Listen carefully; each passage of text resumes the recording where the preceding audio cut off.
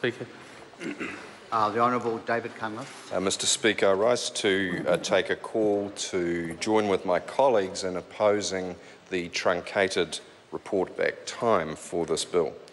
Mr Speaker, the proposal has been made by the Government that the Finance Expenditure Committee should have only 5 weeks until the 22nd of October to report this bill back. This is a bill which the Government negotiated back in May and which it has taken months to get to this House, and they're now proposing that the difference be made up by denying the New Zealand public the opportunity to make a considered submission on the bill and to have those submissions considered in the normal way. I wish to refer firstly, sir, to the type of work which confronts the Select Committee and why it is important to have adequate consultation and deliberation.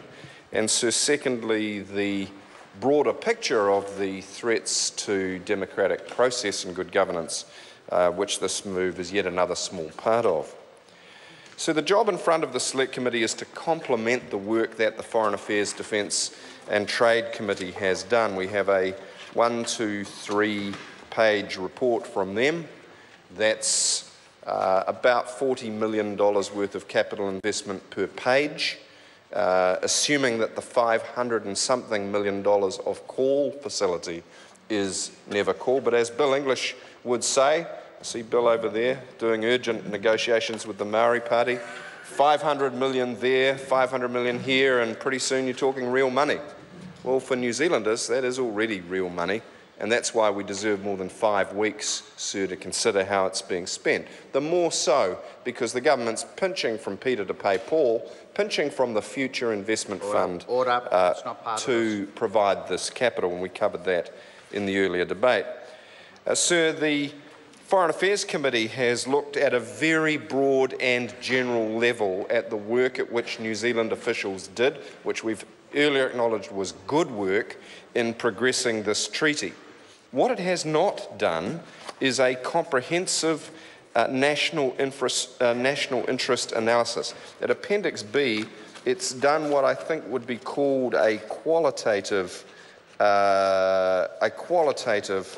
national interest analysis. It goes through the provisions of the bank. It goes through the purposes of the bank. It notes in the Treasury documents some of the safeguards, the protocols, the purposes. Order. When we're doing an instruction to the Committee on the Truncated Report Back Period, you can't refer to the contents of the bill as you're doing, and I refer the member to Standing Order 293. Any debate on the question for a motion under this standing order is restricted to the special powers or instructions set out on the motion. It may not extend to the principle, objects or provisions of the bill to which the motion relates. So I'll ask the member to come back and talk about why this is being truncated and the reasons that the member wishes to express. Thank you, Mr Speaker, for your clarification and guidance on that. Mr Speaker, the bill was negotiated on the agreement was negotiated on the 22nd of May. New Zealand signed the agreement on the 29th of June. It was considered by the Foreign Affairs and Defence Committee on the 28th of July and the 2nd of August, only 2 meetings to produce a pretty thin report.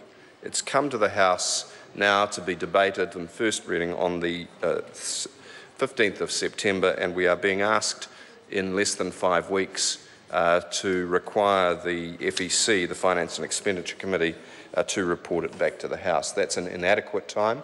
It denies the public the proper opportunity to consider what is a large and complex set of documents for a large and significant amount of capital, and so we think the New Zealand public deserves better than that.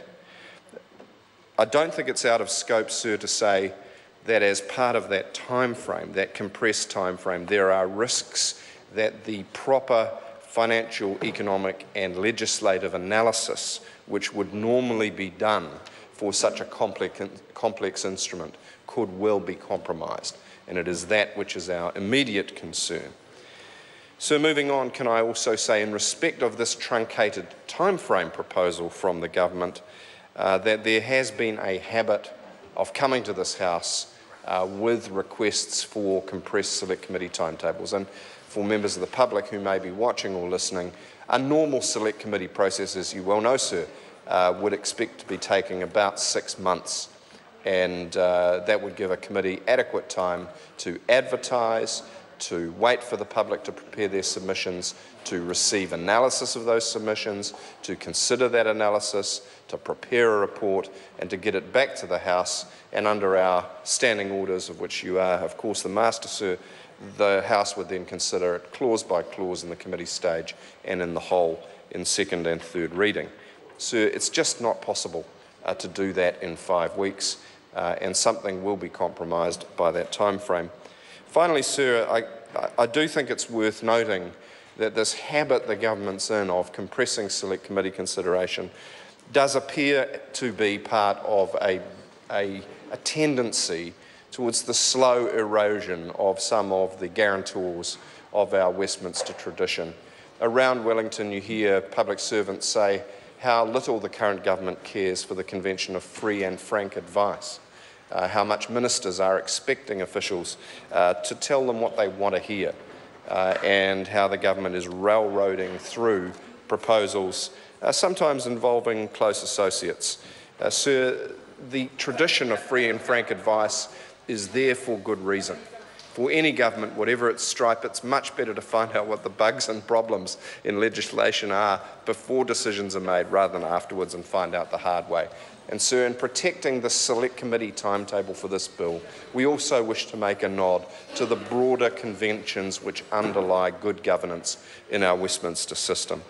Finally, sir, of course, that other guarantor of good governance is the free and independent press. And sir, I guess many watchers of the media are watching with some concern at the impact of new technologies on traditional broadcasting models and the importance that that places on a strong public broadcasting system with a reputation for independence and integrity, sir, which can ensure proper public debate of issues like this, complex issues, international issues, issues which aren't the product of reality TV or flag consideration panels or other matters that seem to clog up the news websites, sir. 5 weeks is not enough time to consider a matter which has a contingent liability to the New Zealand taxpayer of over $600 million, sir, which has been months in the production, which New Zealand officials have played a proud role, and which in principle we're happy to support. But sir, this timetable is not appropriate. It does not do justice to the best traditions of this House, and we are opposed to the motion, sir, that it be truncated to a mere 5 weeks. Mr. Speaker. The Honourable David Parker.